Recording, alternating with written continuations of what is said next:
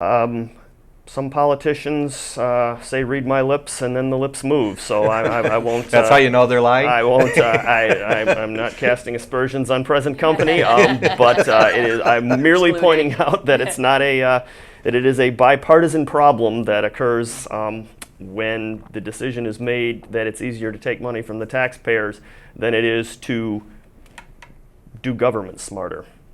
One of the other criticisms I remember when Dick DeVos was running for governor, they heavily criticized him for exporting jobs to China. And yet since the election, I see both Bob Ficano and Governor Granholm are over in China trying to open up the markets there.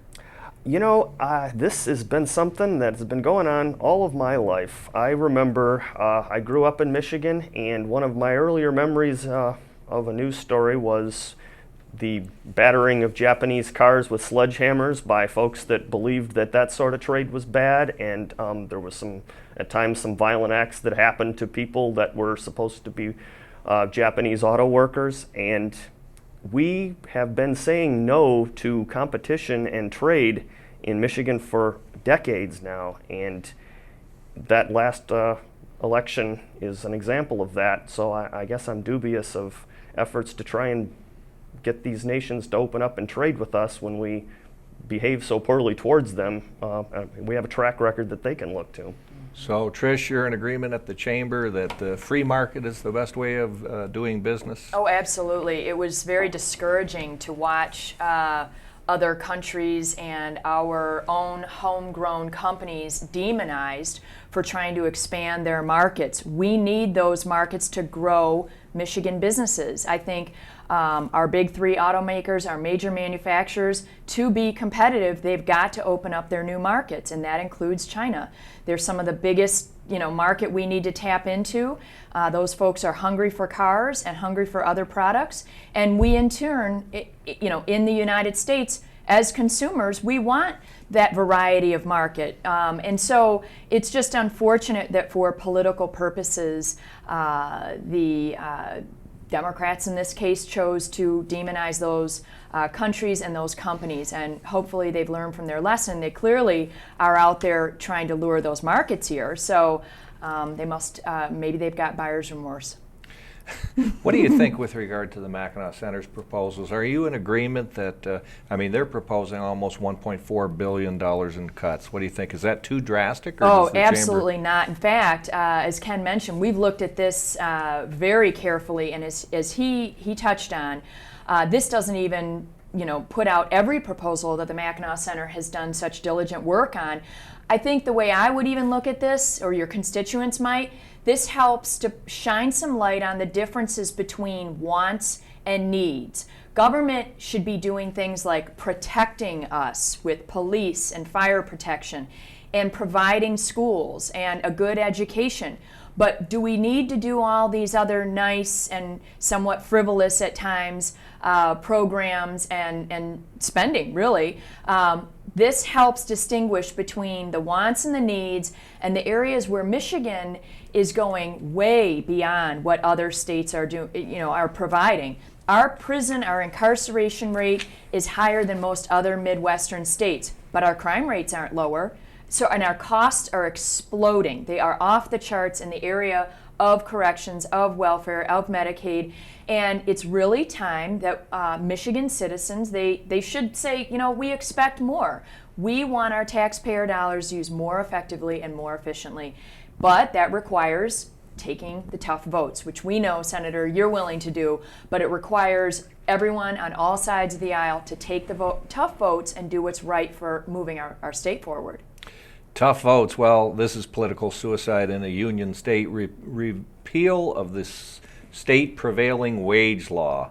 That was one of your proposals in this paper that you've written. Does the Chamber concur? We do concur.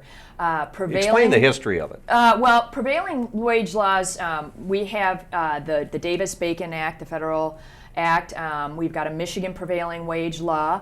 The history, in short, the unions have done a lot of good work in the past by raising benefits and wages, but at some point those benefit structures are driving, companies into uncompetitive. I mean, we're seeing, uncompetitive states or states of being rather, where you see the autos not able to afford their legacy costs. Well, prevailing wage is part and parcel to that, which says you must pay the prevailing wage on these state contracts. What it does ultimately is drive up the cost, let's say, for school construction code building, and that's an area where the Mackinac Center has done a lot of work, where we could save hundreds of millions of dollars just on school construction if we exempted those projects from the Prevailing Wage Act. And construction workers in Michigan make a generous, healthy wage, but it is unrealistic to have this artificial mandate wage benefit structure that drives up the cost of these,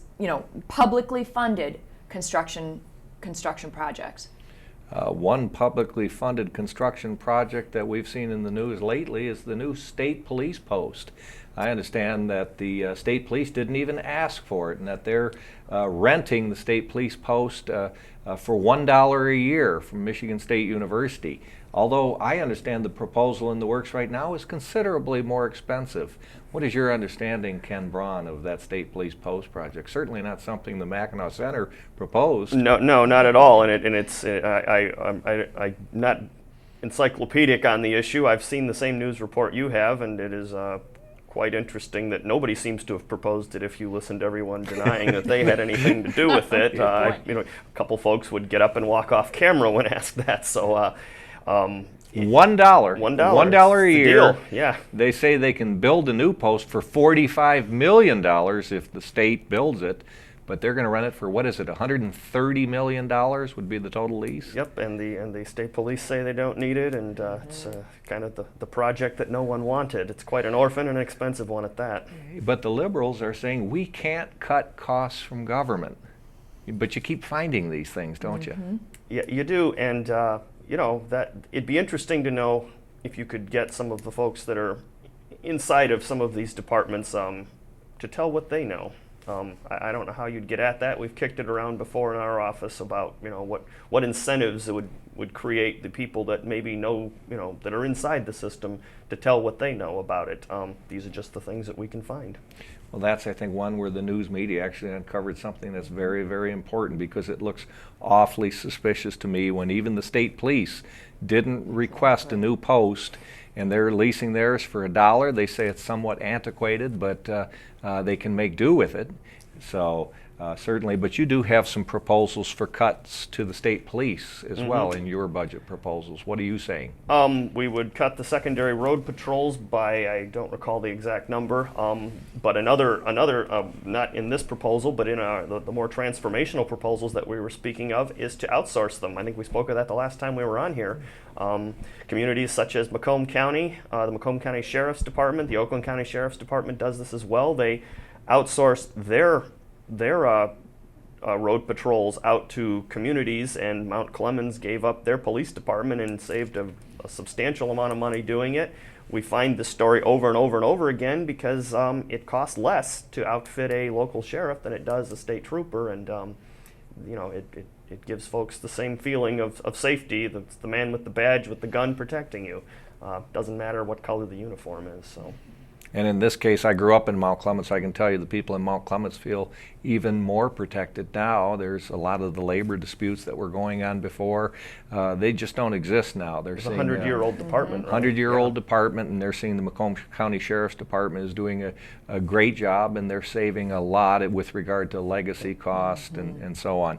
As far as employees are concerned, you're saying there's $150 million in savings to eliminate the state employee pay increases. That one would require some pressure from the governor to say, to be a leader and to say, hey, folks, we can't afford this raise that we gave you, and we need to come up with an agreement whereby we can give that back. We think $150 million, which is the pay increase that they just had, would be a reasonable amount. But as I said, that's a place where if you cared about the taxpayers and not about the government, you would put that pressure on. You would get that raise repealed and make many of these changes, not to mention the transformational ones that I was speaking of earlier.